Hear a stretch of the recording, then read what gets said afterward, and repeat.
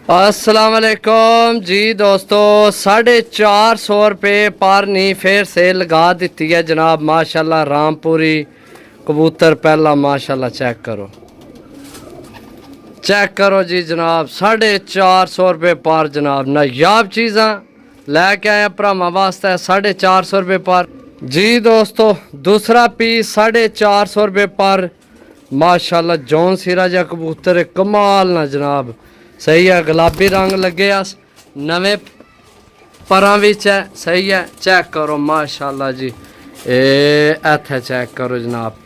ए दो पीस हो गए 450 रुपये पर जनाब।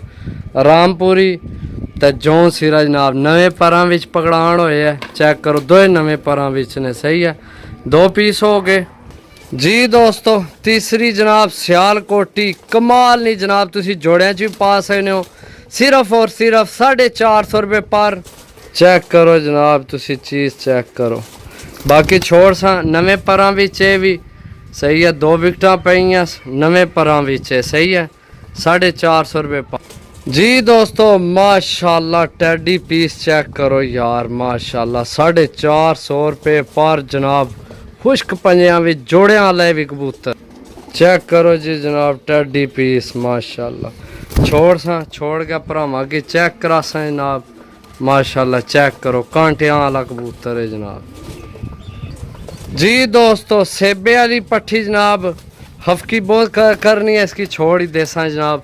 450 रुपये पर। यंग पट्ठी है, नवे परां भी विच है। सही है, 450 रुपये पर जनाब जी दोस्तों। माशाल्लाह गोल्डन मादी ए जनाब 2 दिन बाहर जलील होनी रही है, किकर विच बैठी रही है, तो किकर तो इसकी जनाब कीड़े भी लड़े ने। चेक करो। सही है, बहुत तगड़ी मादी है, नवे परां विच है, बहुत कमाल नी मादी। इंशाल्लाह जिस भरा को लगसी याद कर सी कि वाकई जनाब किसे मादी दिती है। 450 रुपये पर जनाब पीस ने जी दोस्तों। फिर गोल्डन पट्ठी जनाब नवे परां भी विच माशाल्लाह बहुत कमाल नहीं। छोड़ सा भरावां की शो करा सा। सही है, ए चेक करो जनाब पट्ठी। सही है, चेक करो पट्ठी माशाल्लाह जी दोस्तों। माशाल्लाह चेक करो जी कबूतर माशाल्लाह। डबल हड्डी बंद जोड़, बहुत तगड़ा कबूतर, जोड़ियां वाला कबूतर है। चेक करो। सही है, 450 रुपये पर जी दोस्तों। माशाल्लाह टैडी पीस नवे परां विच है, बहुत अच्छे पर कुंदे ना मालक है।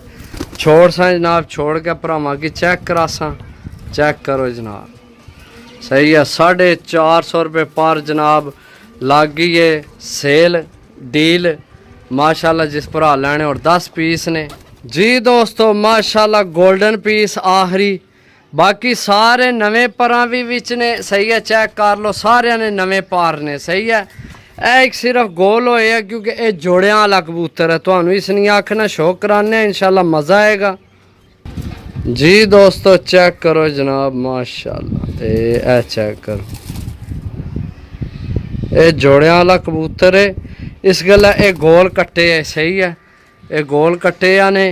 बाकी टोटल नवे परां विच ने 450 रुपये पर। राबता कर सकते हो 0325 52 40 630। कोशिश अपनी यही है जनाब मुनासिब रेट दा अच्छे कबूतर भरावां वास्ते लैके आइए। बाकी लेना देना नसीब होना। मिल सा अगली वीडियो, तब तक इजाज़त दो। अल्लाह सोने ने वाला है। अल्लाह हाफिज़।